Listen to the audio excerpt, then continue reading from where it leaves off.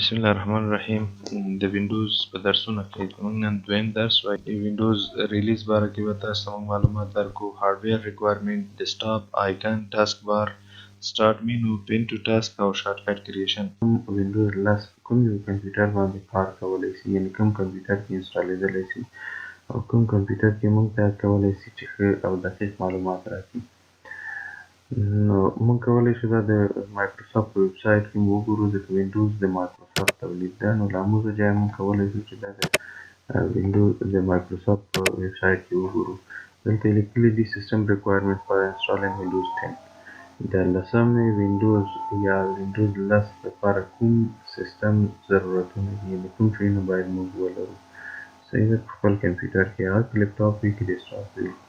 پروسیسر کم از کم 1 جی بی یا 1 ګیګا هرتز، یعنی 1 جی بی نه باید زیات پروسیسر موږ ولرو. صحیح ده. رام څومره رام باید ولرو؟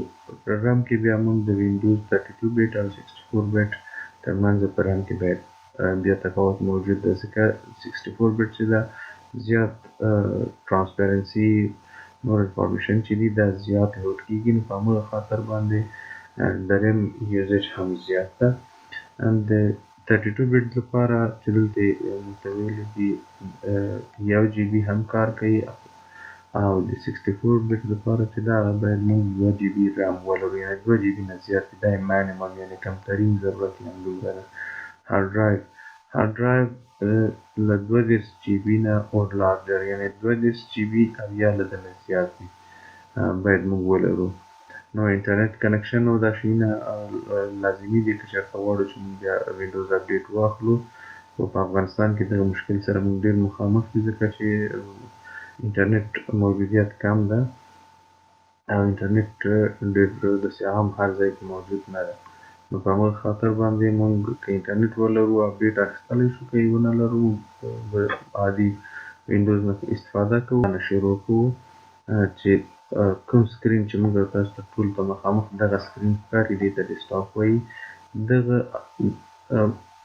دلته دغه وړوکی فولډر ته ورته شکل ته آیکن وایي. دا د څه شي آیکن ده؟ ریسایکل بین آیکن ده. دغه ټاسک بار ده او دا زموږ ډیسکټاپ ده. اوس اول چې د وینډوز پروګرامونو ته ځې، 2010 وینډوز له نورو پخوانیو وینډوګانو نه ډېر ښه سرویسز یا فیچرز لري. ګرافیکس ډېر پکې ښه شوي دي، آپشنز پکې ښه شوي دي، انیمیشن پکې ډېر ښه شوي دي، فاسټ ده، سیکیورټي یې ډېره ښه شوې ده او داسې نور. دلته سټارټ مینو ده. کله چې موږ غواړو خپل پروګرامونه وګورو څنګه یې کتلی شو. مختلف طریقو نه موږ استفاده کولی شو، خو دوه عامې طریقې چې موږ په هر وخت کې ترې استفاده کوو یا عادي ترې استفاده کولی شو هغه دا دي. لومړی موږ په دغه ځای باندې کلیک کوو، موږ ته به ټول پروګرامونه چې دلته موجود وي هغه موږ له همدغه ځای نه کتلی شو یا پیدا کولی شو. کوم پروګرامونه چې تاسو په کمپیوټر کې انسټال وي یا معمول لپاره تاسو ترې استفاده کړي وي هغه ټول دلته راځي. او یا بله طریقه دا ده، موږ په سکرین باندې کلیک کوو، دا بېرته څنګه کېږي؟ مینو خپله بندېږي. یا تاسو په کیبورډ کې وګورئ خپله وینډوز په نوم باندې یو کی ده، هغه کی ووهئ نو ډایرکټ به تاسو ته همدغه ځای راخلاص شي. دلته مختلف پروګرامونه دي، خو دا A to Z اسینډینګ آرډر کې وي معمول. موږ یې کولی شو چې دا بیا چینج کړو، په هر آرډر باندې موږ غواړو چې بدل یې کړو یا یې بدلولی شو. دا موږ ته لږ اضافي معلومات راکوي د یوزر باره کې. د نور څه د یوزر دا زموږ یوزر څه شی ده، جمال ډاکومنټ څنګه دي، پیکچر ته ځي، مای ډاکومنټ ته ځي او سیټینګ ته ځي، پاور آپشن ته ځي. ډیسکټاپ باره کې مې تاسو ته معلومات درکړل چې آیکن درته وویلې چې هر یو اپلیکیشن دلته مختلف آیکنز لري. موږ که آیکن هم مخکې وویلې چې هر یو اپلیکیشن خپل ځان لپاره مختلف قسم آیکنز لري. دا د دوی آیکنز دي او د دوی شناخت دی، یعنې مختلف اپلیکیشن موږ په همدغه آیکن باندې پېژندلی شو چې دا ایم ایس اکسس چې ورته وایي، مایکروسافټ اکسس، او که لاندې راشو مایکروسافټ اکسل او همداسې مایکروسافټ ورډ یا ګوګل کروم یا نور. هر یو اپلیکیشن د یو خپل آیکن لري، د هغه آیکن په تور باندې پېژندل کېږي چې دغه کوم اپلیکیشن ده.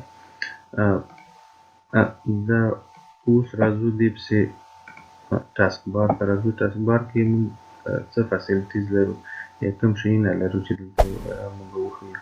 دغه ټول آیکن دي د هر یو اپلیکیشن بیل دی، یعنې هر اپلیکیشن خپل آیکن لري. دلته دویم د سټارټ مینو پسې دویمه مسله دا ده چې موږ سرچ باکس ته راځو. سرچ باکس کې موږ څه کوو؟ ورته لیکو نوټ پیډ، ځکه زموږ دې پسې پروګرام بیا نوټ پیډ د نوټ پیډ ډایرکټ تاسو ته را پیدا کوي. تاسو پې کلیک کولی شئ یا ډایرکټلی چې که پې کلیک کوئ هم تاسو ته دا خلاصوي، او که په دې نه کلیک کوئ بیا راځئ سرچ ته او نوټ پیډ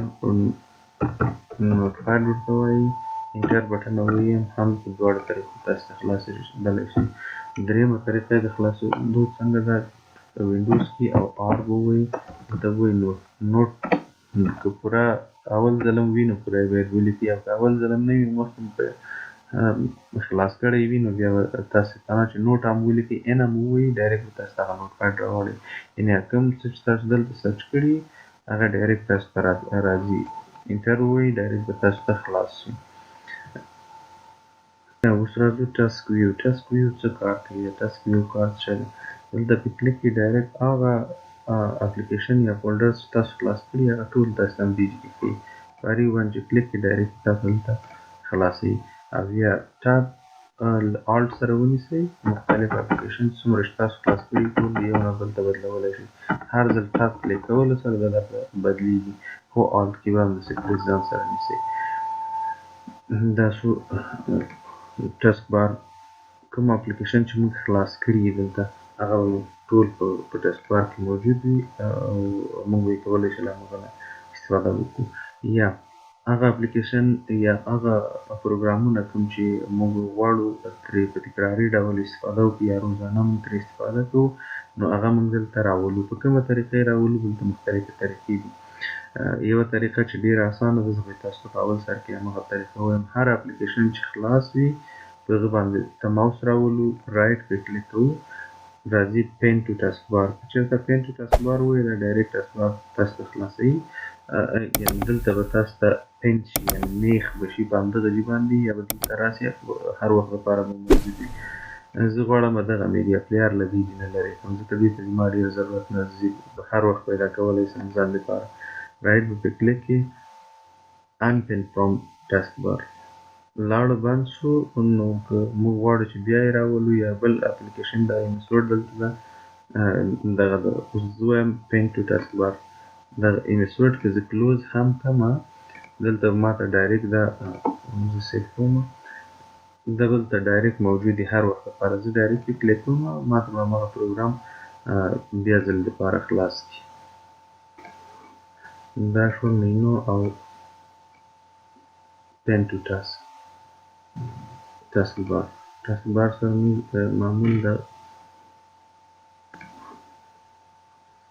دا ټاسک بار، مینو او پین ټو ټاسک بار دغه درې واړه اپشنه موږ وویلې. دا خلاص شو.